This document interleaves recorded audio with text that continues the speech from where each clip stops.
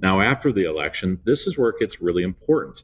Canvassing boards, making sure that you understand that process, post election audits, recounts, election challenges, and reviewing the election rolls.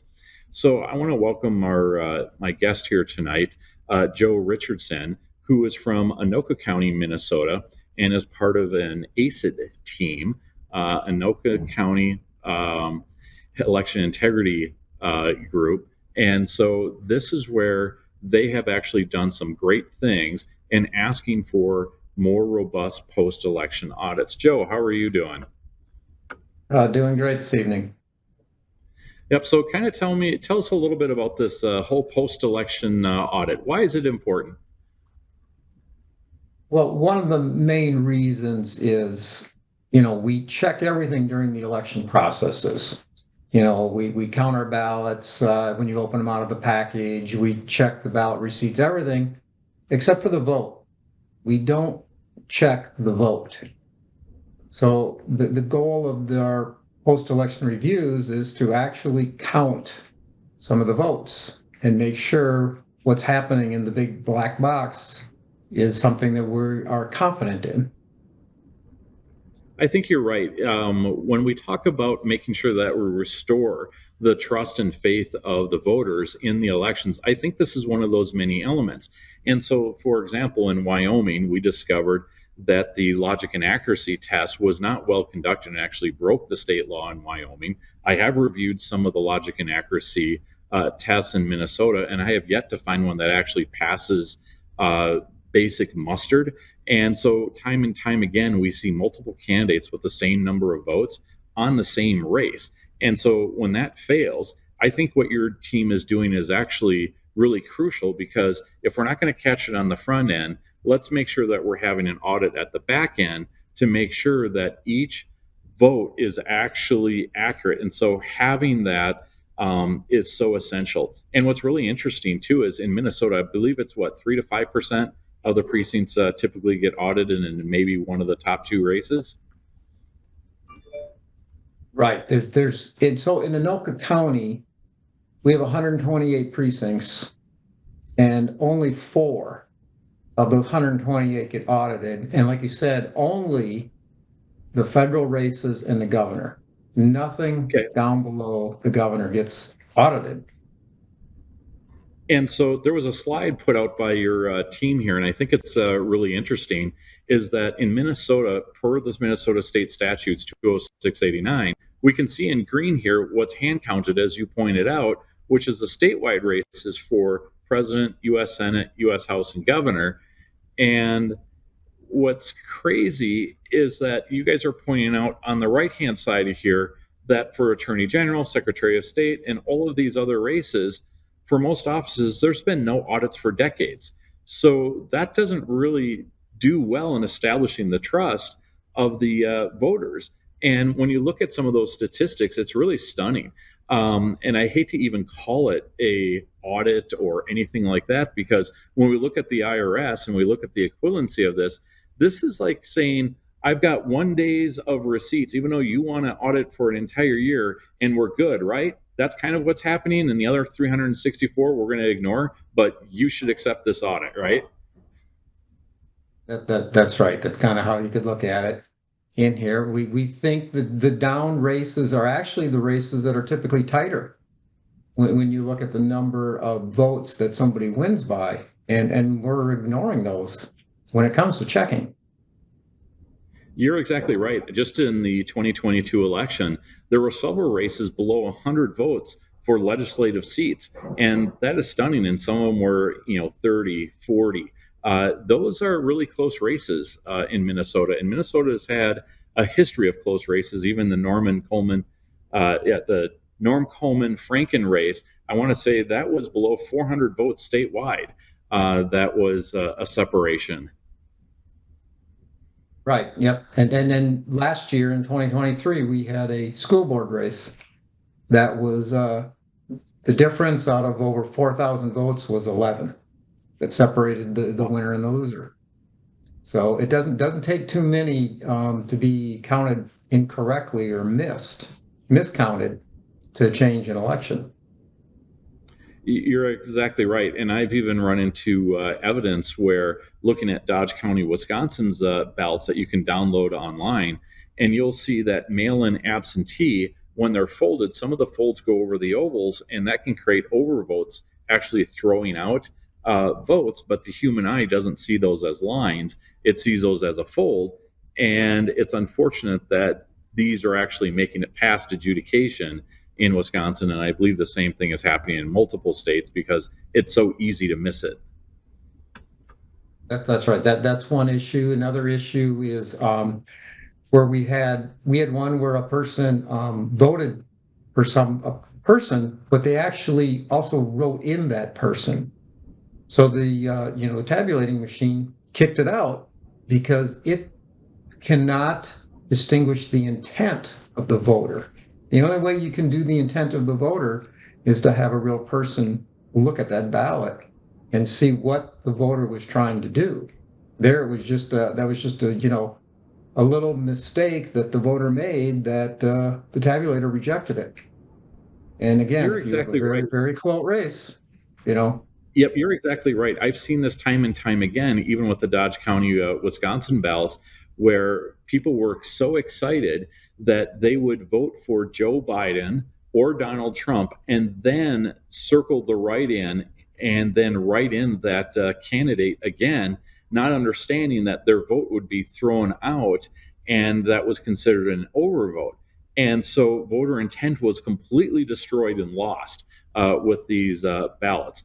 And so you bring up a very valid point, especially in states that have write-ins.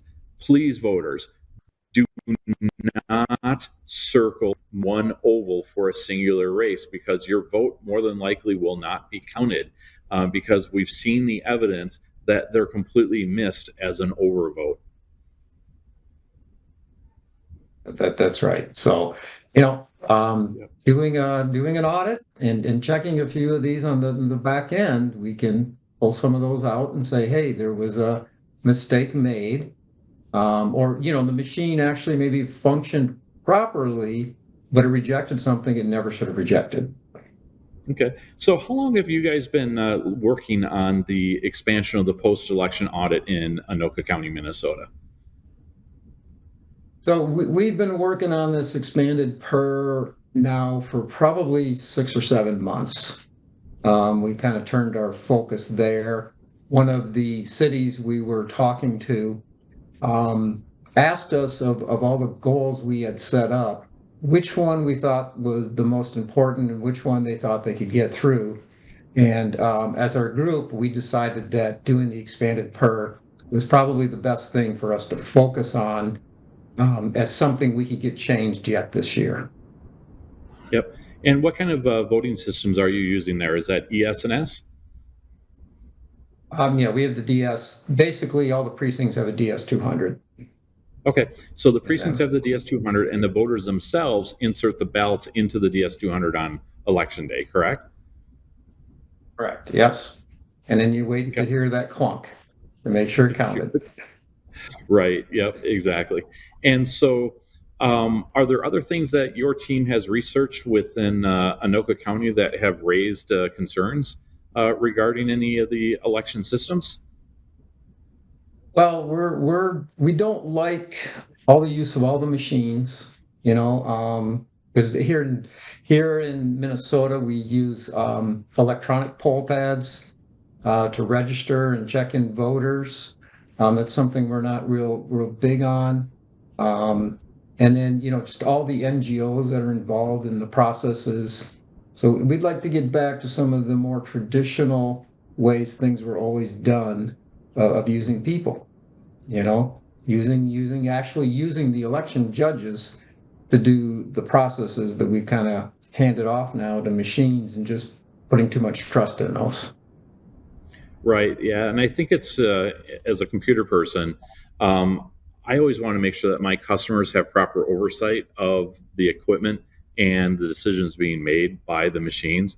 And there should always be that stopgap. And for most of my customers, customer service is the most important thing to making sure that we keep that relationship between the client and the company, and never lose sight of that. And I think you're on the right track. Is that we've created elections to be in such a sterile environment that we're actually losing some of the bipartisan nature that Minnesota had in its statutes of both parties sitting there, making sure that the elections were safe and secure, and also making sure that the election count was accurate and having that proper oversight and accomplishing something in a bipartisan way. Yeah, so that's true because when you do any hand count, you have to have each party represented at the count Mm-hmm. in there. And you go to the machines, I don't know. It's a little different there. Let's look at some of the detail and successes that you've had with some of the cities. And so here, Oak Grove, they voted 5-0 to hand count all 4 precincts in all offices in November under the post-election review. And so this is pretty good here that you got this done early on. And it also Yeah, looks like Oak the Grove. next. Yep. Yeah, Oak Grove was the first city that went ahead and passed a resolution to do the expanded PER. Okay. And that was April. And then we see here the city of Ramsey on June 11th. They also voted 7-0 to hand count 2/3 of their 9 precincts under the post-election review. Yeah, and Ramsey is a growing city, so they thought it was valuable rather than doing an exact number that they went to 2/3. So if they grow more precincts, they will continue to audit that same percentage of precincts. Okay. And then you have this is pretty good. Also another 5-0 to hand count 1 of 6 precincts and all competitive races except judicial after the November election. Right. One of the keys and one of the things we have been pushing with these cities is only hand counting the contested races. If you only have one party who's person that's running, there's no reason to hand count that because they're going to win no matter what. So just focus on what really matters to keep the cost and to keep the speed up. Okay. It looks like the city of East Bethel, that was a vote 4-1 to request that one of the 3 precincts in the post-election and include all competitive races with a vote margin of 20% or less, but excluding judicial offices. Right, because your judicial offices are typically those that are not contested races. Okay. And you also had Linwood Township, another 4-1, and that's for all competitive offices down the ballot. That's pretty good. That's right. Yeah, and then Linwood only has 1 precinct, so there it was pretty easy that they're doing all their precincts, which is just the one. Yep. And then the city of Anoka, one of the larger ones, that one was closer. That was a 3-2 vote to request 2 of the 8 precincts be included in the post-election review. And they also voted 5-0 to maintain voting precincts below 2,000 registered voters. That's really key. Right. And Anoka currently does keep theirs below 2,000, but they just put it into writing. That's something we've also been reaching out when we talk to these cities is keeping their registered voters under 2,000. Just makes it more manageable and easier on election day. And if you have to do a post-election review count, it makes it more manageable there too. So part of this may have started a little bit early on because I believe some of the activists within Anoka were building relationships with not only the county officers, but also some of the city managers as well. Can you briefly describe that process? Well, we've been like as you mentioned, we had started working with Anoka County, the commissioners and things there several years ago, doing some training and information presentations to them and stuff, and then we started to reach out to the cities. We've also been working with the Anoka County staff on some of these issues, just because we want to make sure everything we do and say is correct. We don't want to be making inaccuracies. We don't want to be making guesses. We dig in, try to verify everything we can with people. We're reviewing all the statutes. We're reviewing all the information. Our group is all, checking each other to make sure what we put out there is accurate information. We don't want to be leading people astray on anything that we're doing. And you've been attending, or I should say, the team has been attending many of the county meetings for at least over a year. And then some of the cities, some of the members have been attending there and reaching out to kind of create that familiarity, correct? Right. So we have, we have roughly 20, 25 members from various cities. Some are more active in their cities than others, but we try to work within our cities. And we do have other people that step up when they hear that we're going to be coming to their city, that they come to those meetings with us as a representative of their city to support what it is we are doing. Mm-hmm. And it sounds like over half of your team are already election judges throughout the county, correct? Right. We've over half have been an election judge, currently are an election judge, and we have a couple that have just finished doing the training and they will be election judges this year. So we want to know what we're talking about. We want to bring that experience of what it is we've actually done as election judges. So we're not people that are out making these claims that don't have actual involvement in the process. So we can look back at our experiences and bring that forth. And we want to be part of the process and the solution. And the best way to do that is to be an election judge. Yeah, it truly is. And that is very encouraging, is that by having election being part of the process, whether you're a poll watcher or an election judge, that is one of the best ways to secure the election. And so the message really from your team is really about, if you live in Anoka County, Minnesota, it sounds like your team is making sure that everyone's vote is going to be protected and audited afterwards to make sure that everything is on the up and up. And so that is really encouraging, that you've got people really willing to go to that next level, and you've got cities that are willing to engage in good conversations, because these are our friends and neighbors, and we may not know that they're our friends, but they are trying their best to kind of understand the elections and make sure that the cities are run well.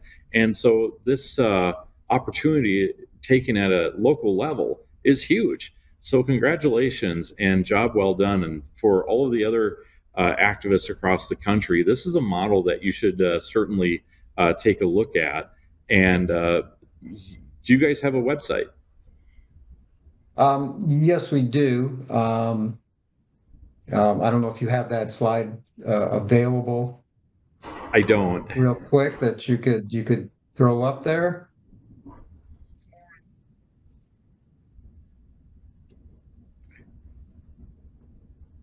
I didn't catch that. Did you say you had that, or? I don't have it. So if you want to read it out. Yep. I don't have it on the top of my head, unfortunately. People can take a look at MidwestSwampWatch.com. I'll put a link up there for the Anoka County Election Integrity Team, and we'll get people connected there as well. So we'll have show notes at the end of this, and we'll make sure people get connected. And job well done. You've got a great team. I know some of the members, and you guys have been working really hard. And a special shout out to somebody who's shy, Derek Lind. If he is such a great gentleman, and he has been doing so hard connecting with all of the county commissioners and talking with them over the last couple of years. And it is just absolutely incredible, the work that your entire team has done. And so you should be proud of yourself of being able to help secure and understand the elections within your county. And you're not saying anything bad about ES&S or anything bad about the election officials. You're actually there helping as election judges and helping voters make sure that are top priority. So, job well done. Thank you so much, and keep us posted. Hopefully, the rest of the cities will come along. And thank you so much for what you do. All right, we appreciate the opportunity. All right, thank you so much.